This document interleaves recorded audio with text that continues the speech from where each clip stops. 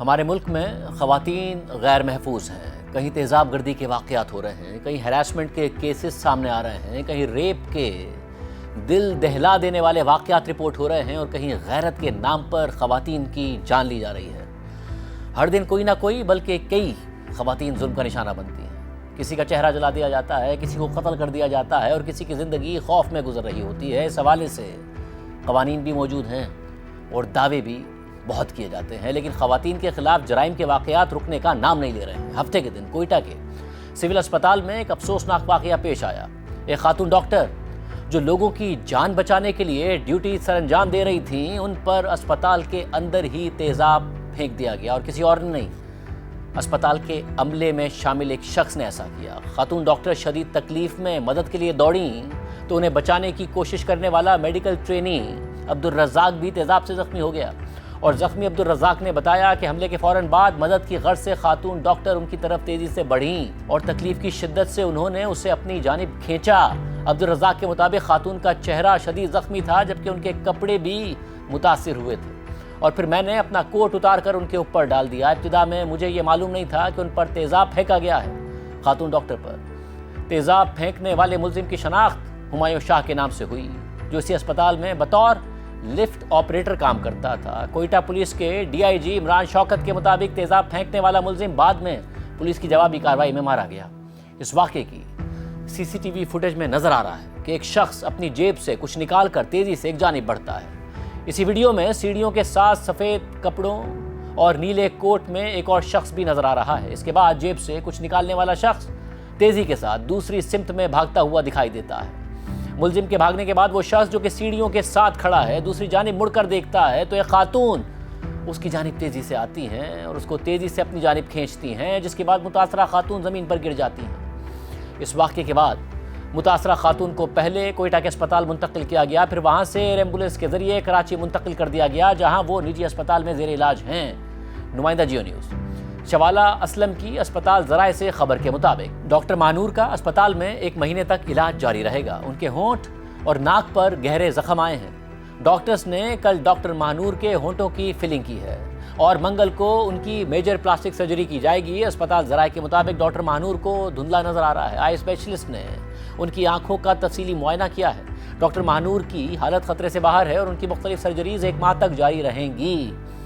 اس افسوسناک واقعے کے بعد کوئٹہ سمیت مختلف شہروں میں ڈاکٹرز احتجاج کر رہے ہیں۔ پاکستان میں تیزاب گردی سنگین جرم ہے، اور اس جرم میں پاکستان پینل کوڈ کی دفعہ 336A اور 336B کے تحت سزا دی جاتی ہے، اور اس جرم کی کم از کم سزا 14 سال قید ہے، زیادہ سے زیادہ سزا عمر قید ہے، اور ملزم پر کم از کم 10 لاکھ روپے جرمانہ بھی عائد کیا جا سکتا ہے۔ اس کے علاوہ سپریم کورٹ نے آج ہی تیزاب گردی کے حوالے سے غیر معمولی ہدایات اور آبزرویشنز پر مبنی ایک اہم فیصلہ بھی جاری کیا ہے۔ یہ کیس جسٹس ہاشم کاکڑ کی سربراہی میں جسٹس صلاح الدین پنور اور جسٹس اشتیاق ابراہیم نے سنا، اور یہ فیصلہ جسٹس ہاشم کاکڑ نے لکھا ہے۔ جسٹس ہاشم کاکڑ نے فیصلے کے آغاز میں تیزاب گردی کا شکار ہو کر زندہ بچ جانے والی کچھ خواتین کے دردناک تاثرات نقل کیے ہیں، جس کے مطابق کمبوڈیا سے تعلق رکھنے والی تیزاب گردی کی سروائیور مونگ سری موم کا کہنا ہے کہ مجھے اب اندازہ ہو رہا ہے کہ جہنم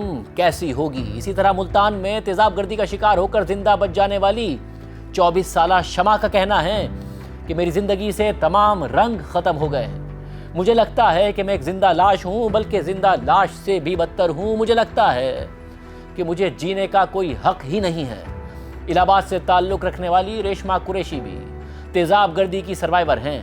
ان کی والدہ کہتی ہیں کہ بنس اسپتال زمین پر جہنم کی طرح لگتا تھا۔ میری بیٹی کے قریب ہی بری طرح سے جھلسی ہوئی باڈیز رکھی جاتی تھیں، اور یہ حالات ایک کم عمر لڑکی کے لیے بالکل بھی مناسب نہیں تھے۔ اس کے بعد جسٹس ہاشم کاکڑ اپنے فیصلے میں لکھتے ہیں کہ مذکورہ ہولناک کہانیاں تیزاب گردی کے جرم سے ہونے والی گہری تباہی کی صرف ایک معمولی جھلک پیش کرتی ہیں، اور یہ ان بے شمار خاموش متاثرین کی آوازیں ہیں جن کو اس واقعے کے بہت عرصے بعد بھی جسمانی اور نفسیاتی تکالیف سہنا پڑتی ہیں۔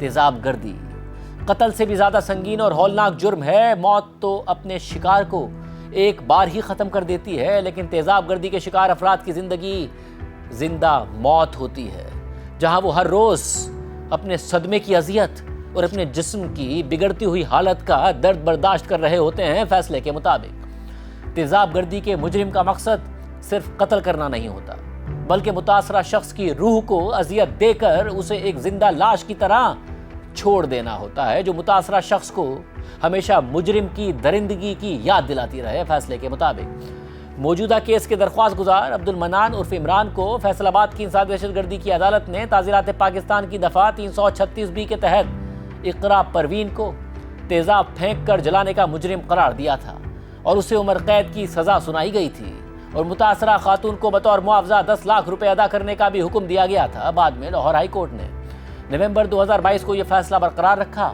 اور پھر مجرم نے سپریم کورٹ سے رجوع کر لیا۔ سپریم کورٹ کے فیصلے کے مطابق اس کیس میں پروسیکیوشن کا موقف یہ ہے کہ مجرم نے متاثرہ خاتون کو مستقل نقصان پہنچانے اور اس کا چہرہ اور جسم بگاڑنے کی نیت سے 4 ستمبر 2019 کی دوپہر کو اس کے گھر جا کر اس پر تیزاب پھینکا۔ متاثرہ خاتون اس وقت اپنے گھر کے کچن میں کھانا پکا رہی تھی۔ تیزاب سے اس کا چہرہ، سینہ، کمر، بائیں ٹانگ اور بائیں پاؤں جل گئے تھے اور شدید زخم آئے تھے، جبکہ اس کا بایاں کان مکمل طور پر متاثر ہو گیا تھا۔ یہاں تک کہ 16 جنوری 2020 کو ٹرائل کورٹ میں بیان دینے کا موقع آیا تو متاثرہ خاتون نہ لیٹ سکتی تھی، نہ چل سکتی تھی اور نہ ہی حرکت کر سکتی تھی، جبکہ واقعے کے بعد سے آج تک وہ بستر پر ہیں۔ واقعے کی FIR فوری طور پر متعلقہ تھانے میں درج کی گئی اور ملزم کو گرفتار کر لیا گیا اور شواہد بھی حاصل کر لیے گئے۔ کیس کی سنگینی کی وجہ سے اس کیس کو انسداد دہشت گردی کی عدالت میں بھیج دیا گیا، جہاں پروسیکیوشن نے 8 گواہ پیش کیے، جن میں خود متاثرہ خاتون، عینی شاہدین، میڈیکل افسران اور تفتیشی افسر شامل تھے۔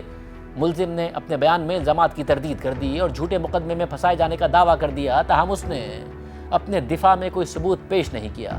ملزم کے وکیل نے یہ موقف اختیار کیا کہ وقوعے کے وقت ملزم کم عمر تھا اور اس کی عمر 17 یا 18 سال تھی، اس لیے نرمی برتی جائے، لیکن اسسٹنٹ پروسیکیوٹر جنرل نے اس کی مخالفت کرتے ہوئے کہا کہ یہ جرم انتہائی ہولناک ہے اور اسے پہلے سے سوچ سمجھ کر انجام دیا گیا ہے اور ایک نوجوان خاتون کی زندگی تباہ کر دی گئی ہے۔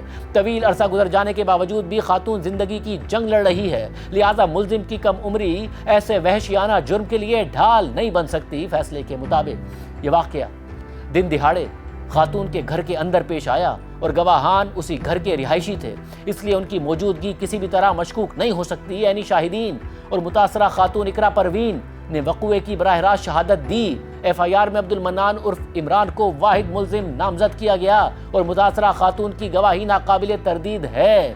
طبی شواہد بھی ان کے موقف کی تائید کرتے ہیں۔ تعزیرات پاکستان کی دفعہ 336B کے تحت اس جرم کی سزا کم از کم 14 سال قید بامشقت اور زیادہ سے زیادہ عمر قید ہے، جبکہ کم از کم 10 لاکھ روپے جرمانہ مقرر ہے۔ فیصلے کے مطابق مجرم عبد المنان عرف عمران نے یہ جرم جان بوجھ کر کیا اور اس کا مقصد متاثرہ خاتون کے چہرے اور جسم کو بگاڑنا تھا، جو صنفی بنیاد پر ہونے والے تشدد میں ایک عام محرک ہے۔ کیس کے ناقابل تردید شواہد مجرم کی بے گناہی کے کسی بھی امکان کو ختم کر دیتے ہیں۔ درخواست گزار کا جائے وقوع پر موجود نہ ہونے کا دعویٰ مضبوط حقائق کے سامنے بالکل بے معنی اور کھوکھلا ہے۔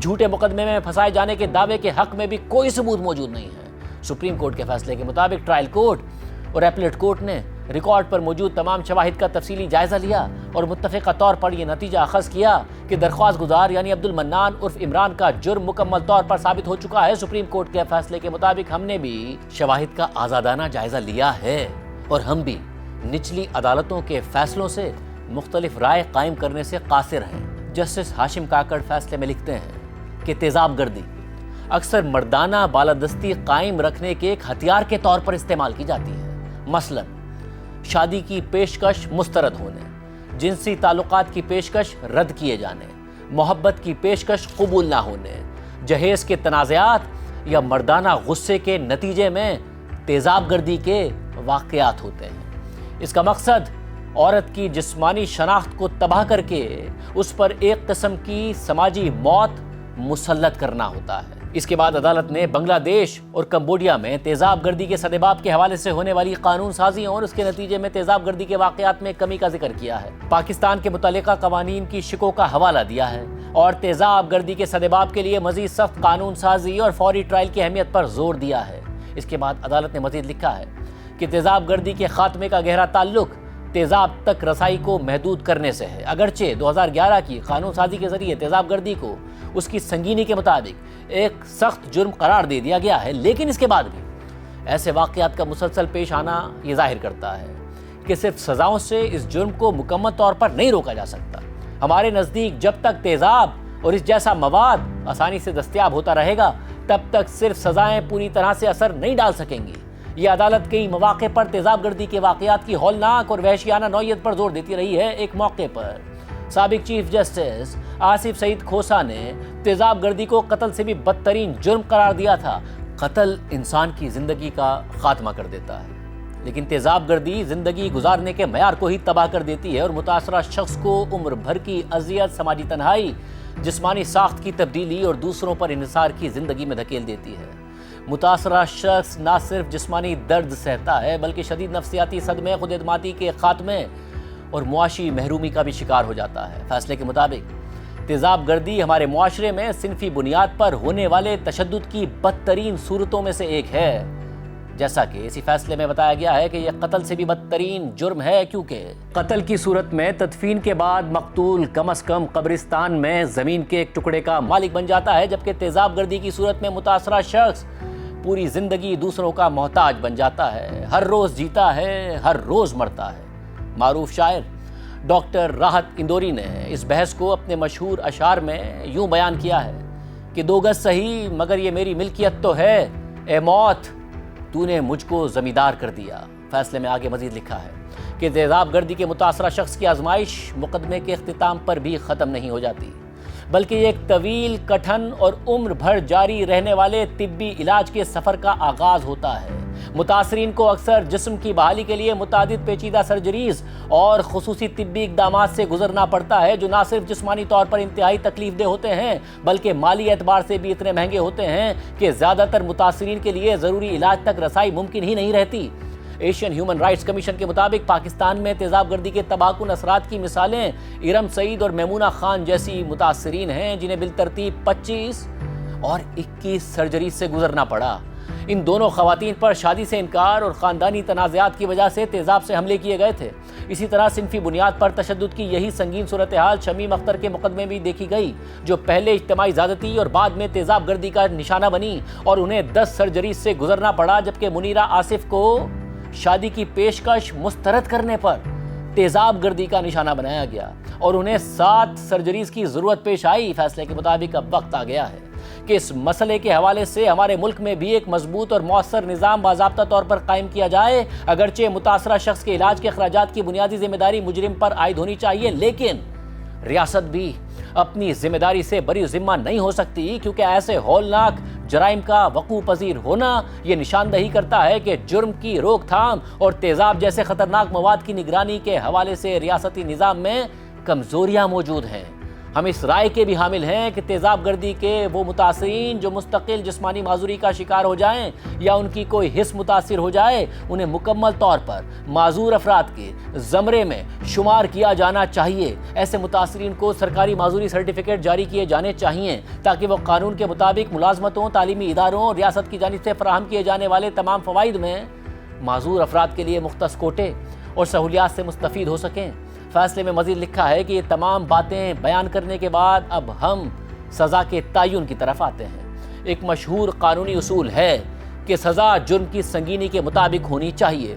تیزاب گردی کے مقدمات میں ہونے والا نقصان کوئی عارضی زخم نہیں ہوتا بلکہ متاثرہ شخص کے لیے عمر بھر کی اذیت بن جاتا ہے۔ سزا کا تعین کرتے وقت ہم نے مجرم کے کم عمری کے موقف پر انتہائی غور و فکر کیا ہے، تاہم اس جرم کی غیر معمولی سنگینی، سوچے سمجھے انداز میں کی گئی درندگی اور بے رحمی ایسی ہے کہ نرمی کی کوئی گنجائش باقی ہی نہیں رہتی۔ ہم اس نتیجے پر پہنچے ہیں کہ اس قدر غیر انسانی عمل کی سزا میں کمی کے لیے کم عمری کا سہارا نہیں لیا جا سکتا۔